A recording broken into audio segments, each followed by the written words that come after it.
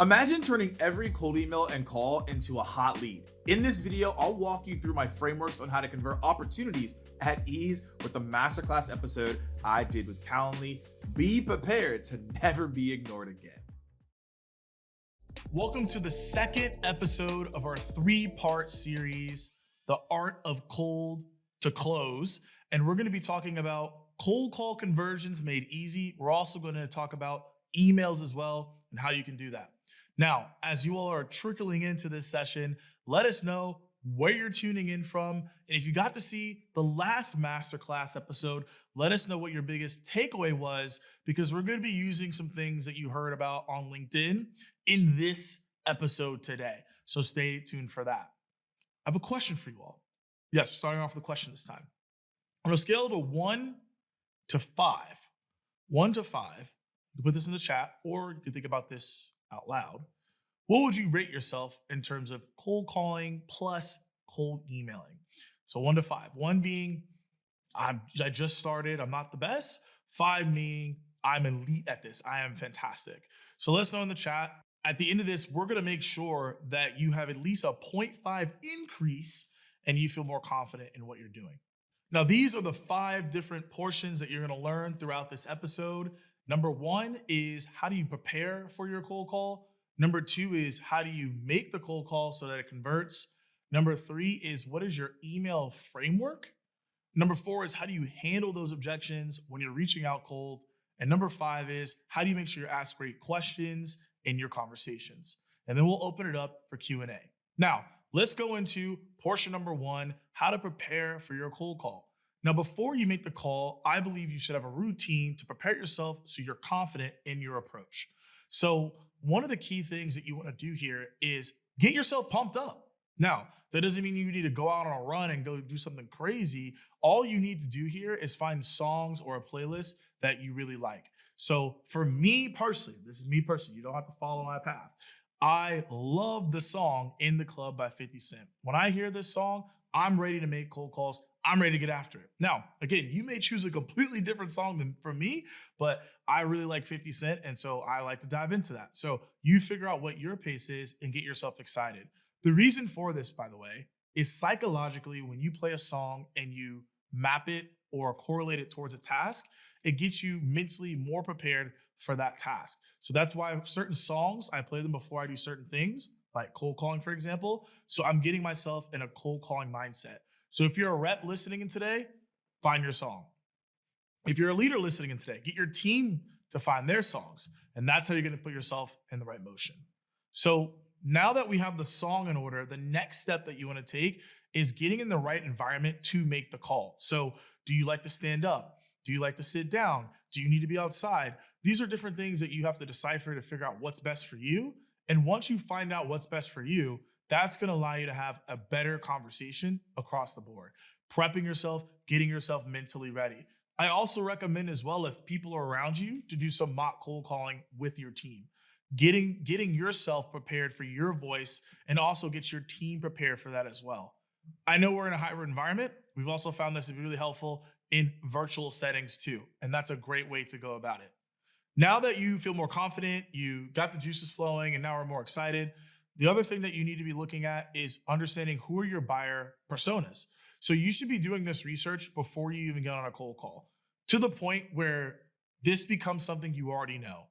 So there should be 3 to 5 buyer personas that you typically go after in each organization. Obviously, sometimes it changes, but that's the normal standard. So you might be looking at, okay, I go after a VP of IT, IT director, CISO, data scientist, and let's say an IT analyst. So you should have an understanding of what are their challenges and priorities going into the call, so you can speak the same language as them and you don't have to figure out, what does this person do? What are they about? You already have a baseline. However, there are certain accounts that we like to call the tier 1 accounts or tier A accounts that we're trying to get in front of, where we need a little bit more personalization. And so before you make these calls, you should be doing some type of research. Now, that doesn't mean you should be doing research and doing calls. That's too much task switching. Pick a day, pick a time, maybe it's for an hour. Look at the accounts you're going to call, do some research, so now you're prepared to make that call moving forward. So now that we prepped accordingly, we're good to go, we're confident, let's go make some calls. So now we're going to go to portion 2. And I like to call this framework for cold calling the fisherman framework. The thing is, when it comes to fishing, it's directly correlated to cold calling. So I'm not the greatest fisherman of all time. I'm not, but I do enjoy it from time to time. And when you go out there and you throw out your cast, you have to wait. You put the bait on there, you have to wait for the fish to obviously try to get that bait. Now, what happens is when the fish finally bites on the bait, you have to reel that in. However, if you're not prepared, you're gonna lose the fish. You could fall over on the boat, right? And you put yourself in a really bad spot. So you gotta be prepared to actually reel this in. So one of the key elements is preparing yourself for the reel in so you don't look foolish and lose that fish. Or again, like I said, you completely fall over. That's the same thing that happens with cold calling. That everyone here, if you've made a cold call before, or you have a team that you're coaching on cold calling, you probably run into this, where you were making 30, 40 calls, you finally got the potential buyer on the line, and then you realize, oh shoot, I'm not prepared for this. And then you say a whole bunch of things that don't make any sense because you weren't prepared, and the prospect is disengaged. So with this framework, this allows you to reel in potential clients to schedule meetings that are value-driven and not just, I don't know what I'm saying, I don't know what's going on. So how this framework works is there's the pattern interrupt, the hook, the value prop, handling objections, close. And if they don't answer, then there's a voicemail. Now, what we're gonna do is we're gonna break down this framework from beginning to end to the close. And then we're also gonna talk about if they don't respond to your call, then we can do a voicemail. So the most important component of a cold call is the pattern interrupt, which is your first about 3 to 6 seconds of your call. Every single person listening in, you need to know what your intro pattern interrupt is. Otherwise, people are going to ignore you or they're gonna hang up on you and they're not gonna have this conversation. So there's a different variants of pattern interrupts that you can do. I'm gonna give you all 2 that you can use immediately after this conversation today that other clients have found successful that have led to 2x conversion rates on what they do. However, take my framework that I'm giving you and think about how you can implement it yourself. So the very first one that I want to talk about is you don't know me, I don't know you, and going into it. So there are 2 things that happen when someone answers a cold call. One, they're asking themselves, who are you? The second thing they're asking themselves is, what do you want? So in my intro, I'd be like, hi, Sally. I don't know you, you don't know me, but the reason for my call is, and you go into it. That's a pattern interrupt because they're now not thinking about those 2 things. And they're saying, oh, you have a reason for the call? Let me hear you. And now you can go deeper into that. Now, the next stage of that, right, is my favorite introduction, which is the PLA. So you have one stage, which is like super brief. You don't know me, I don't know you, go into it.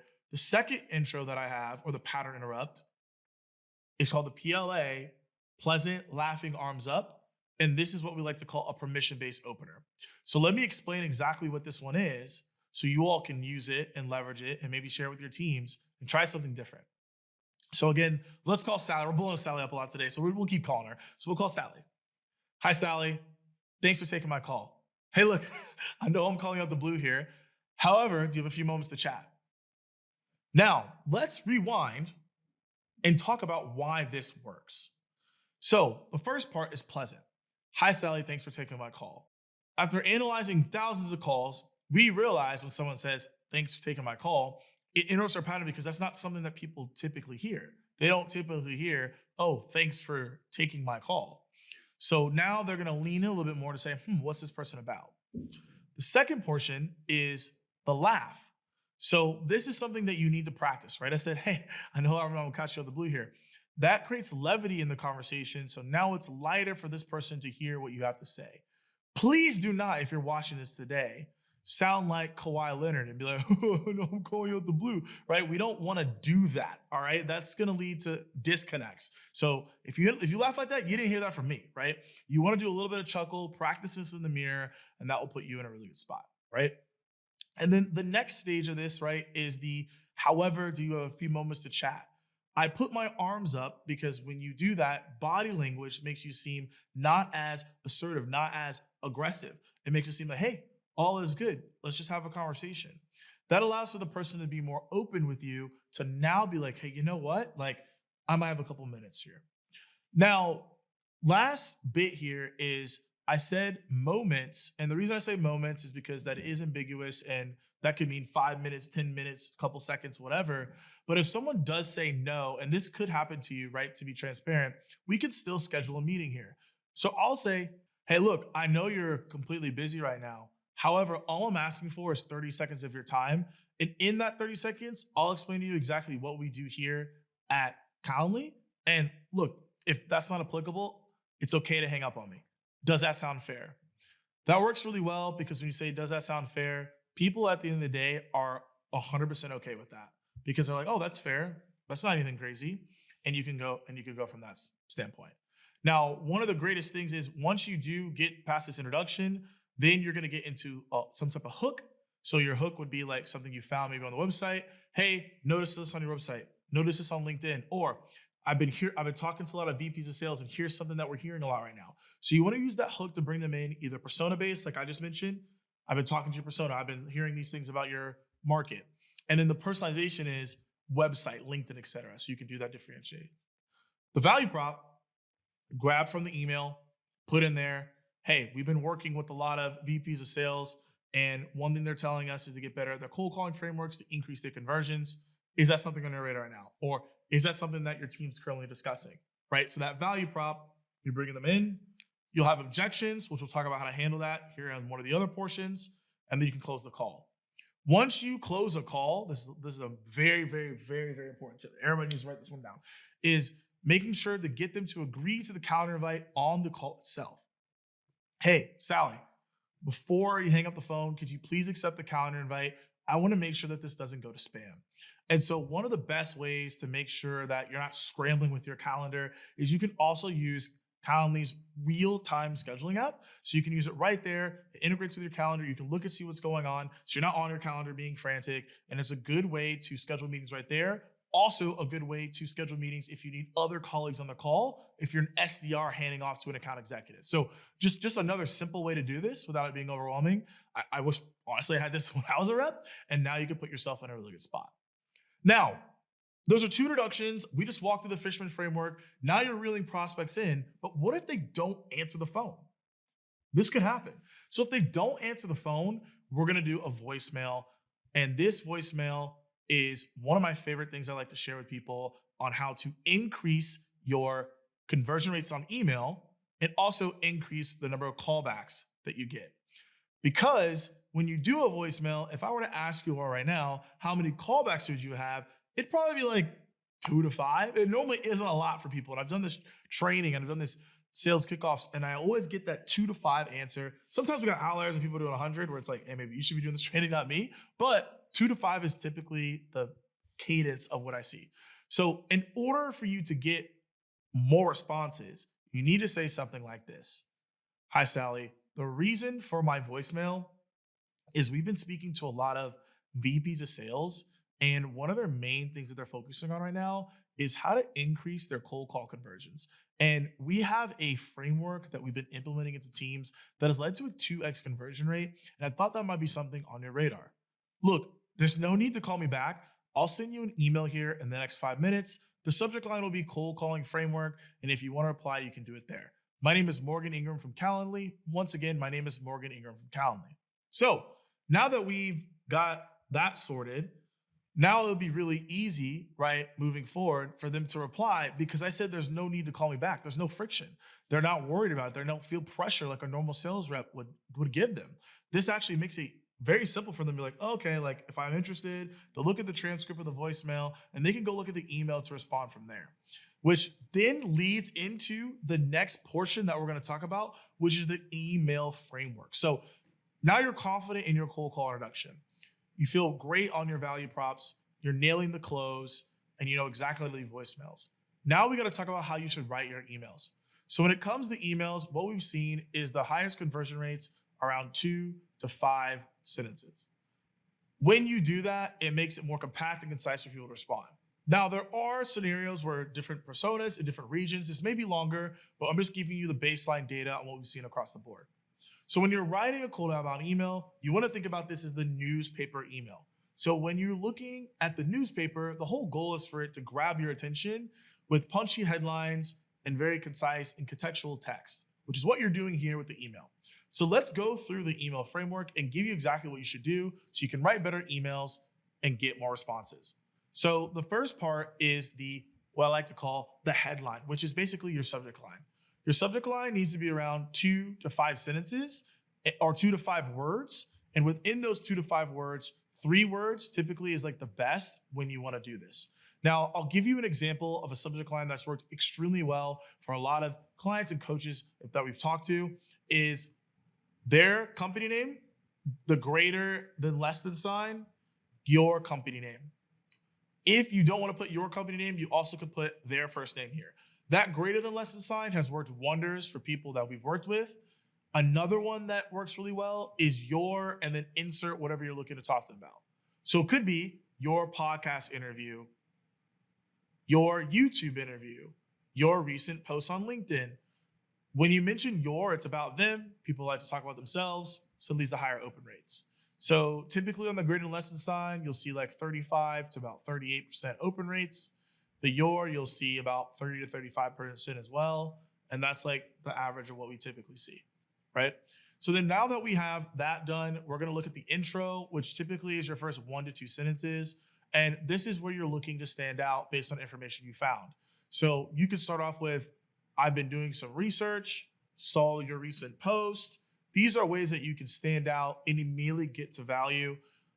I also like another one as well, which is like, your peers have been leveraging us. I really like that one too, that we've seen a lot of opens on that. But you want to make sure that those first words stand out and they aren't just generic as in, hope all is well, like hope everything's great. Like you don't want to do that because that's what everyone else sees. And that's a quick way to get deleted, even to the point where people are actually drilling down and using this as a way to filter out to different folders. So that's what you don't want. You want to make sure that this is like, oh yeah, this is really simple. Like it needs to be something contextual that people will see and they'll go from there. The value prop, we've talked about this a lot. You need to make sure that it speaks to the persona's pain points. You provide some type of solution to it. And if you even want to go even deeper, a case study attached to it. You won't always have a case study attached to it, and that doesn't mean you need a whole biography. It's just a sentence to say, hey, X person in our space saw this result. That's all you need to do here. Don't say like, hey, we worked with Google and then reaching out to a startup. That doesn't correlate. Make sure the people you're talking to are in the same lane so you can have better responses when you're engaging with them. That's going to be absolutely important. And so now that we have the value prop, you're going to have the call to action. We've mentioned this before on a previous episode in LinkedIn, but when you're doing this, all you want to do is interest, call to actions. Would you be open to a deeper dialogue on this topic? Would this be of interest to you? These are things that you can do to get in front of your potential buyer. We don't want to ask directly for time. Yeah, we can later down in our campaigns, but for the first couple emails, lead with interest. That's where we're seeing the most success across the board. So now that we have this email framework sorted out, we have our newspaper email, we've got our cold call sorted, we're probably going to run into some objections, whether it's email or whether it's on the call, but let's talk about when it's on the call. So there's a lot of different objections that you can get. And we're not going to go through every single one. And if you do have one, though, throw it in the Q&A. We'll make sure to get it towards the end. But the real key here, though, is when you are facing an objection, follow this framework, and it will not fail you.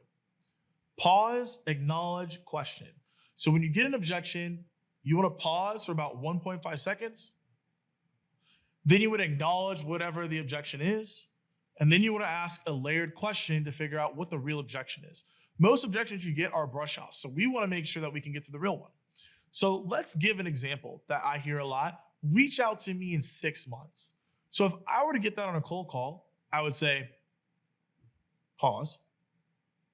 Completely understand that you might want to talk in 6 months. I know there's a lot of things going on, and I've been hearing that quite often lately. However, what's going to happen between now and then that's preventing us from meeting today?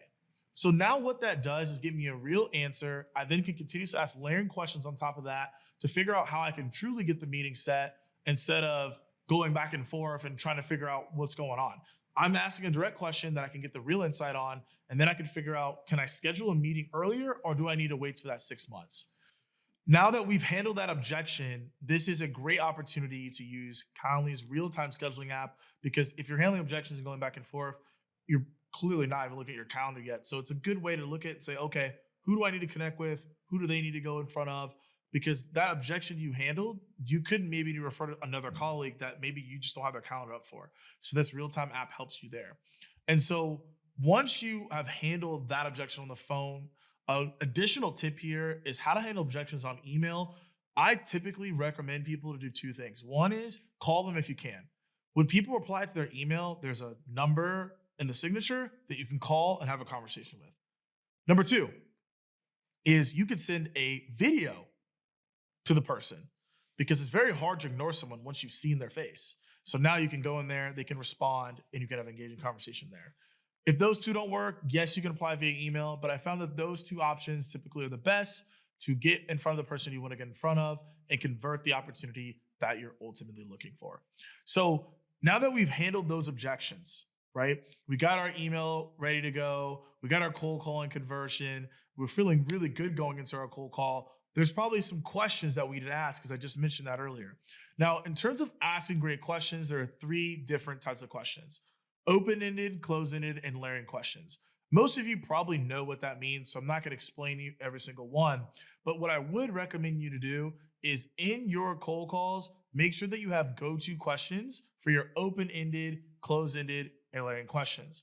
And these questions should get someone to be like, oh, wow, okay, like, I want to dive deeper with you. That was a really good question. You want to get them to like realize that you're not like every other rep and you're uniquely different than the rest of them. So one way you can do that to stand out is to have humble disclaimers in front of your questions. So if you're like, I don't know, I don't want to ask this question, but I know it can get me good answers, I always recommend people to say, hey, I know this might be an odd question. However, ask the question. Or, hey, I know this might be completely out of the blue. However, and then ask your question. So any hard question that you're like, Morgan, I don't know if I want to ask that, it's completely okay to ask the question as long as you add a humble disclaimer in front of it and then get to the question of whatever that may be. Because on the cold calls, as you're handling objections, and remember I mentioned the pause, acknowledge, question, the PAQ here, you want to make sure you have questions that can follow up so they're willing to hear you out. If you have questions that are generic, it's not going to work. So look at what your go-to questions are. Look at practical examples of how you can get in front of somebody with those questions. So now you get the answers you're looking for that ultimately leads you to close that cold call and that opportunity. So take the time to write those down and be prepared for those calls. And ultimately, right, those are the 5 different portions of how you can convert cold opportunities better, from taking a deep dive into cold calling, a couple of things you can now go test out and go execute on. And now we have the cold email portion, which now allows you to convert those opportunities better as well. So my hope is that you took 1, 2, 3 things away from these breakdowns that we just did. And now we're going to open up for Q&A.